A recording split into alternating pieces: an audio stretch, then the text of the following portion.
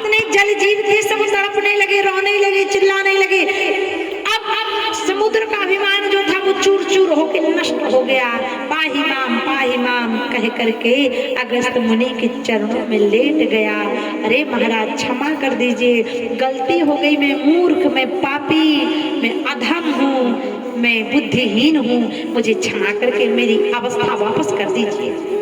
अब संत जो सच्चा संत है उसके हृदय में दया होगी, क्रोध नाम मात्र को नहीं होगा। जिस संत के पास क्रोध ना हो समझ लेना वही सच्चा संत है। अगस्त मुनि को दया आ गई और अगस्त मुनि ने वह समुद्र का सारा जल संसार में लघु संख्या के माध्यम से वापस कर दिया। तभी से समुद्र का जल खारा भी पड़ गया। पहले समुद्र का जल मीठा था, लेकिन अगर कोई हम गलती करेंगे तो थोड़ी मोड़ी तो उसकी हमें कुर्बानी देनी पड़ेगी, तो समुद्र का जल खारा। बोलिए संत भगवान की।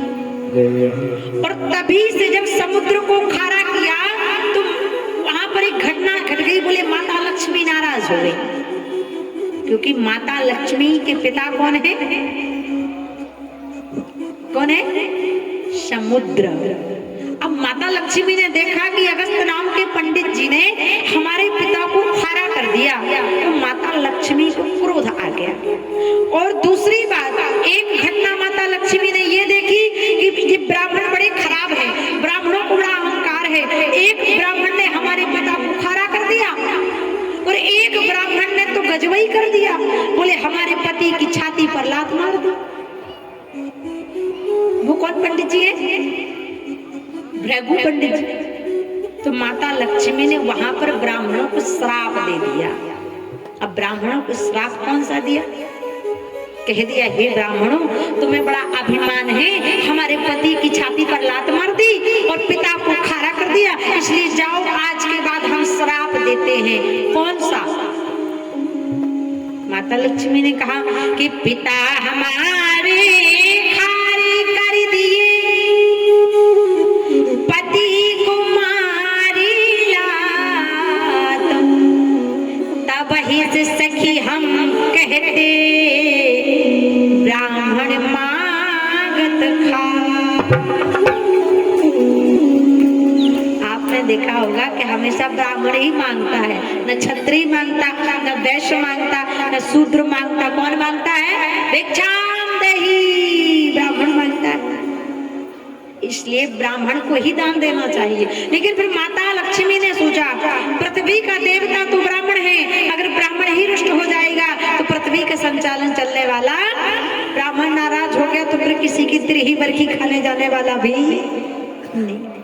और तिरही नहीं अगर ब्राह्मण खाया तो उस आत्मा का मोक्ष भी होने वाला।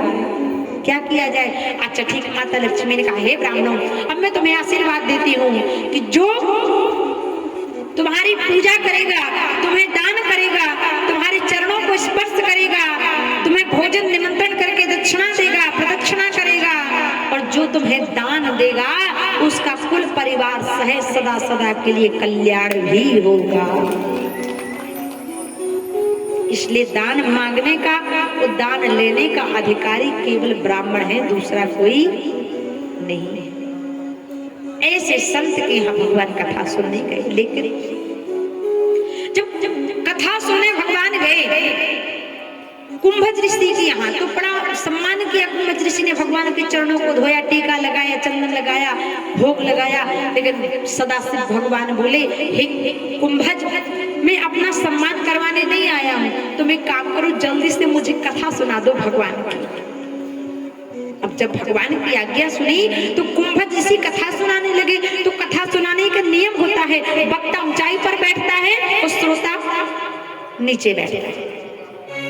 वक्ता बैठता है चौकी पर तो हो गया चौकीदार, और श्रोता बैठता है जमीन पर तो हो गया जमींदार। तो बड़ा कौन हुआ? आप लोग। अब कथा का ये नियम है कि जो वक्ता पानी पिलाने वाला होता है उसका हाथ ऊपर, पीने वाले का नीचे। मेरा काम है पिलाना, आपका काम है पीना, तो आपको तो नीचे बैठना ही पड़ेगा। अब कथा के नियम के अनुसार महाराज कुंभज गए, जाके एक आसन पर, ऊंचाई के आसन पर बैठ गए, भोलेनाथ नीचे बैठ गए, कथा सुनने लगे। लेकिन जो साथ में माता शिवा सती थी, सोचने लगी राम राम ये कैसा वक्ता है,